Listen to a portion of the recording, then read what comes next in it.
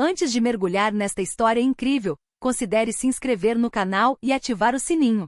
Cada história aqui tem algo a dizer, e você não vai querer perder nenhuma. Ella Donovan trabalhava como garçonete no Palácio da Coroa de Manhattan, um hotel 5 estrelas situado no coração da cidade. Entre as aulas da universidade e os turnos duplos de fim de semana, ela conciliava uma rotina diária exaustiva. Todas as noites, vestia sua camisa branca impecavelmente passada, prendia o cabelo em um coque simples e exibia aquele sorriso profissional que disfarçava o cansaço sob seus olhos. Ela não tinha parentes próximos em Manhattan.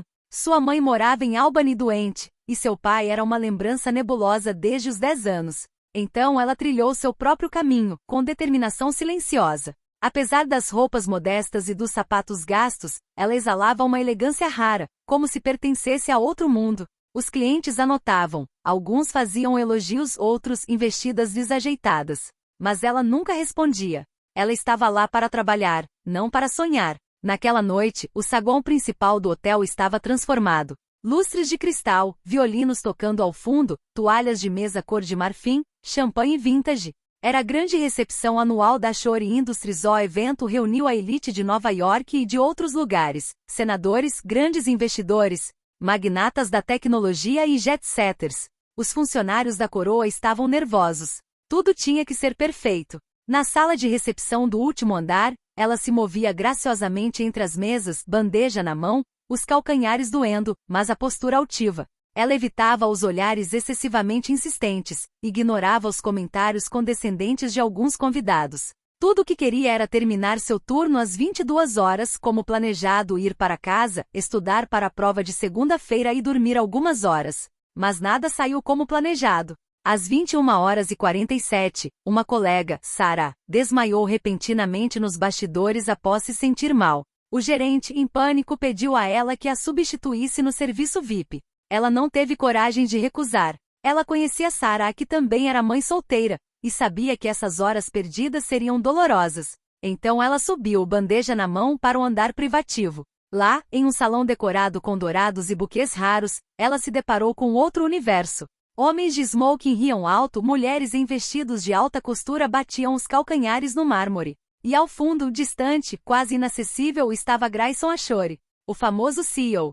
Ele era mais jovem do que a maioria dos convidados, mas uma aura gélida o envolvia. Alto, de beleza quase irreal, num terno preto de corte impecável, com um olhar de aço e lábios firmes. Ele não estava sorrindo. Estava observando. Sussurrava-se que ele odiava eventos sociais, que nunca fora visto acompanhado, que não confiava em ninguém além de si mesmo. Ele representava o poder em toda a sua verticalidade, solitário, determinado, implacável. Ela desviou o olhar rapidamente. Não tinha nada que fazer naquele círculo. Quando ela estava prestes a sair, o imponente cliente idoso a interrompeu com um gesto. Ele a elogiou pelo serviço, ofereceu-lhe uma bebida e insistiu. Ela recusou educadamente.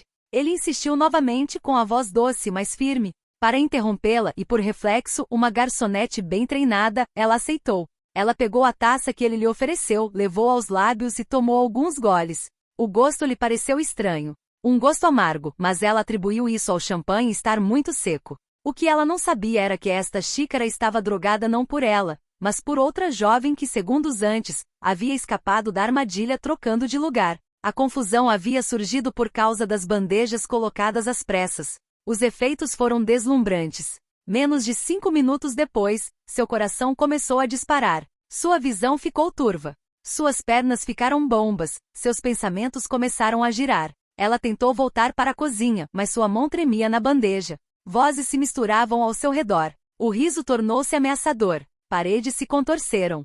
Ela cambaleou até o elevador e apertou um botão aleatoriamente. Sua mente não conseguia mais distinguir entre cima e baixo, realidade e imaginação. Tudo o que ela queria era deitar-se, dormir, escapar do barulho, da luz, dos olhares. Quando as portas se abriram, ela caminhou, quase cambaleando, até uma porta entreaberta. Pensando ter chegado à sala dos professores, entrou sem hesitar. Mas não era a sala dos professores. Foi a suíte presidencial. E nesta suíte, alguém estava esperando por ele. Grayson Ashore acabará de sair do banho. Com a toalha enrolada na cintura e o cabelo ainda úmido, ele franziu a testa diante do burburinho da festa abafado pelas paredes grossas.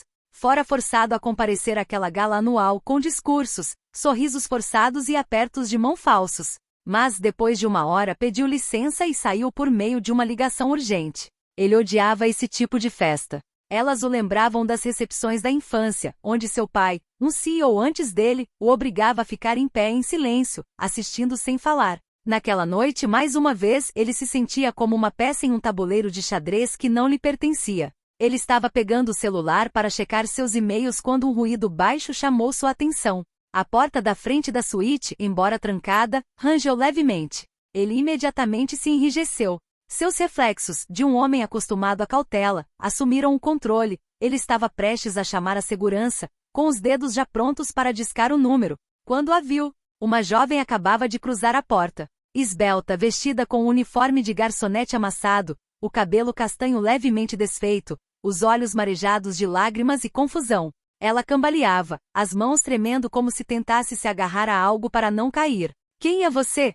ele perguntou, sua voz profunda ecoando pela sala. Nenhuma resposta clara, apenas um sussurro incompreensível. Ela piscou, tentou formar uma frase, mas nenhuma palavra saiu. Ao se aproximar, Grayson compreendeu imediatamente, não se tratava de uma embriaguez comum. Seu olhar estava perdido, seus movimentos lentos, como se um véu pesado a impedisse de ficar em pé. Ele já tinha visto festas particulares o suficiente para reconhecer os sinais. Esta mulher havia sido drogada. Ela não era uma ameaça. Ela estava em perigo. Sem hesitar, ele a segurou gentilmente pelos ombros, guiou-a até a cama king size e a ajudou a se sentar. Ela resistiu fracamente, como se um instinto de medo a impedisse de soltá-la. "Calma, você está segura", ele disse em voz baixa. Ele pegou um cobertor macio e o colocou sobre ela. Suas mãos roçaram a pele gelada dos braços dela, e ele sentiu um arrepio percorrer sua espinha, não de desejo, mas de preocupação. Pensou em ligar imediatamente para o médico do hotel. Foi até o telefone, mas atrás dele uma voz fraca o interrompeu. "Não, por favor, não, doutor. Eu só quero dormir." Suas palavras eram trêmulas, quase inaudíveis, mas carregavam um medo real. Um medo que parecia mais profundo do que mero desconforto físico. Ele hesitou. Seu instinto protetor estava se sobrepondo aos seus hábitos frios. "Muito bem", disse ele suavemente. Então durma." Ela se recostou, suas pálpebras pesadas fechando-se quase instantaneamente. Ele permaneceu sentado ao lado dela, incapaz de se afastar. Ajustou o cobertor para ela, certificando-se de que ela respirava com regularidade, afastando os fios de cabelo grudados em sua testa úmida. Ele não entendia por que sentia aquela estranha conexão. Não sabia o nome dela. Não sabia o que a trouxera ali. Mas vê-la assim, vulnerável, despertou dentro dele uma força protetora que ele pensava já ter morrido há muito tempo. A noite passou lentamente numa estranha mistura de vigília e torpor. Mais tarde, ele se lembraria de gestos ternos, dos dedos dela roçando os dele, de um momento em que ela se aconchegara nele como se buscasse refúgio. Mas o resto era um borrão, uma confusão. De manhã cedo, ele acordou sozinho. O lugar ao lado dele estava vazio, o cobertor cuidadosamente dobrado aos pés da cama. Sobre o travesseiro, ele encontrou um brinco de prata delicado em forma de gota. E no ar pairava um aroma floral discreto, que se gravou em sua memória como uma marca indelével. Ele ficou ali, olhando para aquele pequeno pedaço de prata, sem saber que aquela noite mudaria sua vida para sempre. 3 meses depois, o cheiro acre de água sanitária subiu à sua garganta quando ela se inclinou sobre o vaso sanitário novamente. Com os dedos apertados na borda fria, ela vomitou pela 3ª vez naquela manhã. Suas pernas tremiam, seus olhos ardiam. Ela se levantou lentamente cambaleando para enxaguar a boca. No espelho seu reflexo a surpreendeu. Pele pálida, olheiras roxas, cabelo preso às pressas. Na pequena pia, 3 testes de gravidez enfileirados como provas contundentes, cada um exibindo o mesmo veredito implacável, positivo. 3 linhas rosas. 3 certezas. 3 vidas nela. Um soluço escapou dela, estrangulado e incontrolável. Ela se recostou na parede fria, com as mãos na barriga ainda lisa, tentando absorver a magnitude do que aquilo significava. A noite em questão. Ela se lembrava dela em flashes desordenados, um calor reconfortante, um aroma amadeirado, um murmúrio profundo. Mas os contornos eram borrados, quase irreais. Nem o rosto do homem nem a decoração precisa do quarto permaneciam nítidos em sua memória. E, no entanto, ela sentia que aquela gravidez não era resultado de um mero acaso ou de um erro comum. Ela já sabia que não faria um aborto. Ela já sabia que criaria essas crianças sozinha. e ela sabia que não tentaria descobrir quem era o pai. Talvez por medo, talvez para proteger aqueles futuros pequenos seres de uma verdade confusa e incompleta. 4 anos depois, o minúsculo apartamento no Brooklyn ecoava com o som das risadas e os passos apressados de 3 crianças. As paredes exibiam desenhos colados, os móveis eram uma mistura de usados e feitos em casa, e o cheiro de café frequentemente se misturava ao das panquecas queimadas das manhãs de domingo. Ela trocou seus uniformes de garçonete por jeans confortáveis e um laptop de segunda mão. Ela estava trabalhando como designer gráfico freelancer, fazendo malabarismos com encomendas de logotipos, cartazes de eventos locais e projetos escolares infantis. Os dias eram longos, as noites curtas, mas seu coração transbordava de um amor que apagava muitas fadigas. Noé, alguns minutos mais velho, herdara uma calma quase adulta. Observava tudo, ponderava as palavras, como se cada pensamento precisasse ser medido antes de sair. Ele e ela tinham os maiores olhos que ela já tinha visto, curiosos e profundos, capazes de desarmar qualquer um que cruzasse seu caminho. Grace, a mais nova, possuía uma determinação feroz. Se ela decidisse algo, nada nem ninguém poderia distraí-la de seu objetivo. Às vezes ela os observava brincar e se perguntava o que teriam herdado do pai desconhecido, um gesto, uma expressão, um brilho nos olhos. Mas ela rapidamente se livrou desses pensamentos. As crianças eram sua força, seu milagre. Ela não queria que o passado obscurecesse o futuro deles. No entanto, a realidade material pesava bastante. Os fins de mês muitas vezes se resumiam a alguns dólares. As contas se acumulavam, os custos com creche aumentavam e o menor imprevisto se transformava em uma tempestade. Foi então que uma amiga, Clara, lhe contou sobre uma oportunidade. Estão procurando um designer júnior na Ashore Industries. Salário fixo, benefícios seguro. Isso mudaria sua vida, ela. O nome não significava nada para ela. Ela concordou em enviar seu portfólio. Afinal, o que ela tinha a perder? Ela ainda não sabia que esse passo inócuo a levaria diretamente ao homem que ela não via há 4 anos. O primeiro dia. A grande sala de reuniões da Ashore Industries impunha respeito. Janelas do chão ao teto ofereciam uma vista panorâmica de Manhattan. As paredes eram adornadas com obras de arte contemporâneas e a mesa de madeira escura parecia interminável. Ela fora convocada para apresentar seu portfólio pessoalmente ao CEO, algo que, segundo rumores, quase nunca acontecia. Ela entrou, com a pasta agarrada ao corpo. Seus saltos estalavam no chão, mas ela sentia as mãos tremendo levemente. Passará a noite toda relendo sua apresentação, convencida de que aquela era uma oportunidade que definiria sua carreira. Mas no momento em que seus olhos encontraram os do homem sentado à cabeceira da mesa, ela prendeu a respiração. Grayson Ashore. Ele ergueu a cabeça, como se distraído por um barulho. Seu olhar de aço pousou sobre ela. Por uma fração de segundo, ele pareceu não reconhecê-la. Então seu rosto congelou. Um lampejo de descrença cruzou seus olhos, seguido por um choque cru, quase doloroso. Ela sentiu o sangue fugir do seu rosto. A imagem daquela noite retornou como o estrondo de um trovão. Aquele aroma amadeirado. Aquele calor reconfortante. Aquela voz profunda. Era ele. O silêncio que se seguiu pareceu prolongar o tempo. Ninguém ao redor da mesa ousou se mexer. Em voz baixa, mas firme, Grayson disse simplesmente: "Deixe-nos." Os diretores e assistentes se entreolharam hesitantemente e saíram da sala sem questionar. A porta se fechou e o ar ficou quase pesado. Ele se levantou lentamente, deu a volta na mesa e parou a alguns passos dela. "E foi você naquela noite." Sua voz não era mais gélida como em reuniões públicas. Estava carregada de emoção reprimida, uma mistura de choque e intensidade. Ela sentiu a garganta apertar. "Sim." Ela fez uma pausa e fixou os olhos nos dele. "E eu tenho 3 filhos desde então." 3. Grayson piscou como se as palavras o tivessem atingido com força. 3. Ele ficou ali com o olhar perdido. Suas mãos se apertaram, então ele deu um passo para trás, passando a mão pelos cabelos. Este homem que controlava tudo, que governava o império, de repente pareceu vulnerável. Sua respiração acelerou. Seus pensamentos estavam tão rápidos que ele não conseguia ordená-los.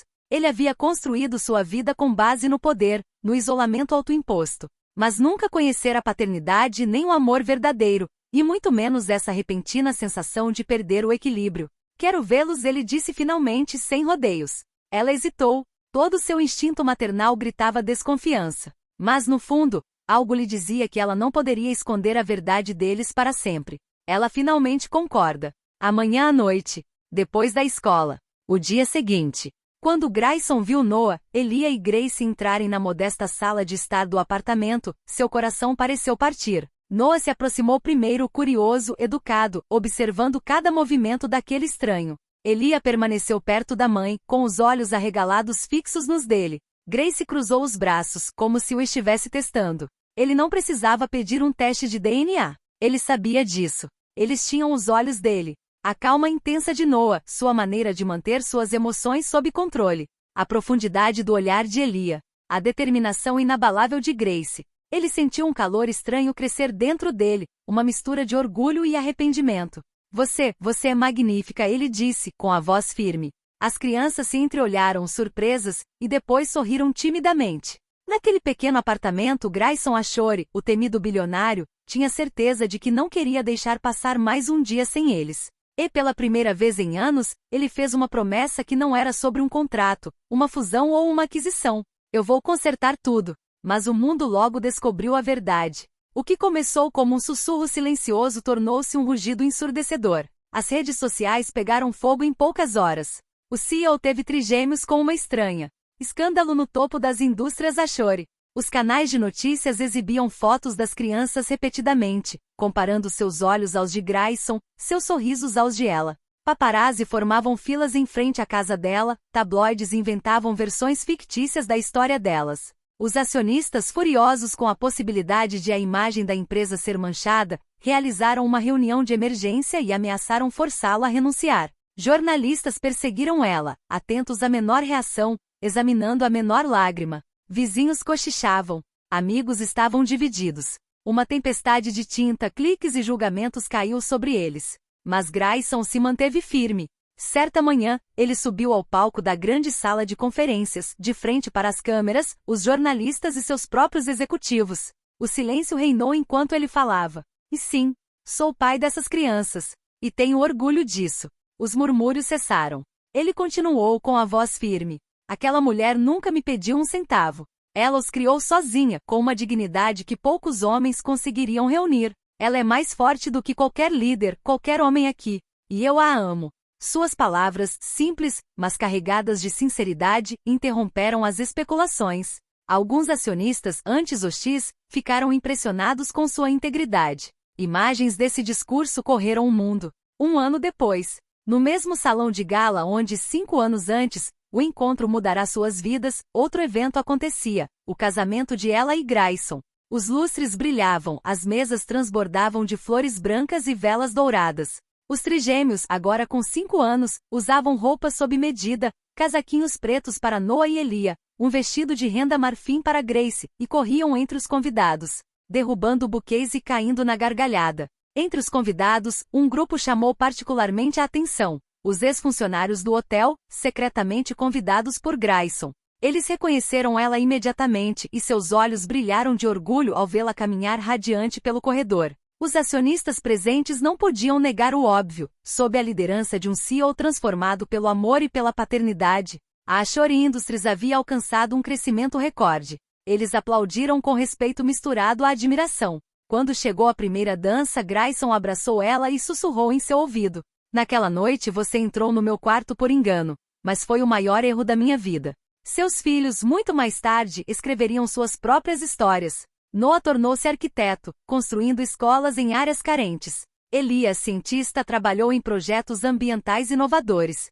Grace, advogada, defendeu causas humanitárias. E todos os 3 sabiam que sua mãe um dia fora uma Cinderela moderna. Mas, diferentemente dos contos de fadas, não foi mágica nem um aceno de varinha que a salvou. Foi sua coragem, sua força e seu amor incondicional que resistiram à tempestade.